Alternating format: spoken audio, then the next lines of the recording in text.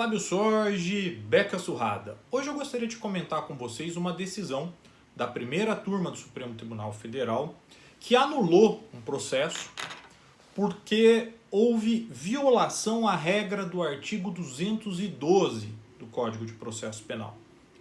Essa decisão foi tomada por 3 votos a 2, então os ministros Rosa Weber, Dias Toffoli e Marco Aurélio votaram pela concessão da ordem, tendo os ministros Alexandre de Moraes e Luiz Roberto Barroso votado contra. Essa questão e essa decisão merece ser comemorada porque a regra do artigo 212, que entrou em vigor com a reforma lá no longínquo ano 2008, pela Lei 11.690 de 2008, que alterou os procedimentos, ela prevê que as perguntas serão formuladas pelas partes, diretamente à testemunha, não admitindo o juiz aquelas que puderem induzir a resposta, não tiverem relação com a causa ou importarem na repetição de outra já respondida. No parágrafo único, há a menção de que, sobre os pontos não esclarecidos, o juiz poderá complementar a inquirição.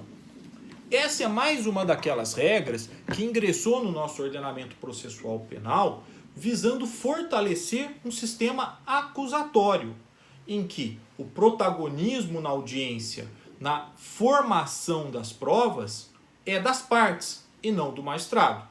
Daí se positivou que as partes é que devem fazer a pergunta, então o mais adequado seria testemunha de acusação, o magistrado qualifica a testemunha, passa a palavra ao promotor de justiça para que ele inicie a inquirição, da mesma forma na testemunha de defesa.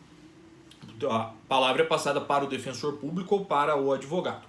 Acontece que por muito tempo essa regra ficou tida como mera recomendação.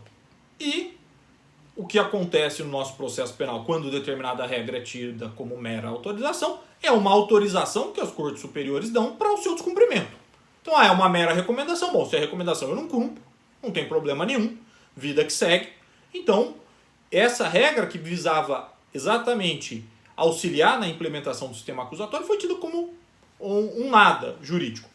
Daí então a importância dessa decisão do Supremo Tribunal Federal, que estabeleceu que essa é norma cogente, Aliás, a ministra Rosa Weber foi muito clara ao dizer o seguinte, que a magistrada negou, entendendo que sua interpretação causaria prejuízo. E a ministra entendeu que houve descumprimento deliberado de uma regra processual de cumprimento obrigatório, norma cogente, em prejuízo do réu, o que provoca a nulidade dos atos praticados em seguida. No campo processual penal, são inadmissíveis interpretações criativas, advitivas e muito menos contrárias à finalidade da lei. E mais, normalmente, este tipo de interpretação de que inicia é tido exatamente pelo magistrado que tem uma postura inquisitorial, que quer produzir a prova, que quer ir atrás, que quer... e normalmente inquisitorial condenatória, porque quer produzir a prova, quer ir atrás, quer achar evidência, normalmente para produzir uma condenação daquele acusado. Então essa postura é típica de magistrado inquisitorial, que muitas vezes, nós temos infelizmente diversos exemplos, não todos felizmente, mas diversos exemplos, de magistrados que nas audiências de instrução se comportam como verdadeiros assistentes de acusação, buscando de toda forma legitimar a hipótese acusatória. Então daí essa interpretação do Supremo ser fundamental para que uma regra de processo penal que preserva o sistema acusatório seja mantida. O juiz não tem que correr atrás de prova. Evidente, se algo pela inquirição não ficar claro, se o magistrado ficar com alguma dúvida, evidente que ele vai poder perguntar em caráter complementar. Se ele entender que um ponto fundamental para poder decidir não está claro, evidente que se pode perguntar. Mas não conduzir a oitiva da testemunha ou o interrogatório para determinado sentido, seja para acusação ou seja para defesa. Então, aqui nós voltamos, é importante essa decisão, porque nós damos mais um passinho para se implementar um processo penal efetivamente acusatório. Eu agradeço a todos que nos acompanham e aguardo revê-los em outros vídeos.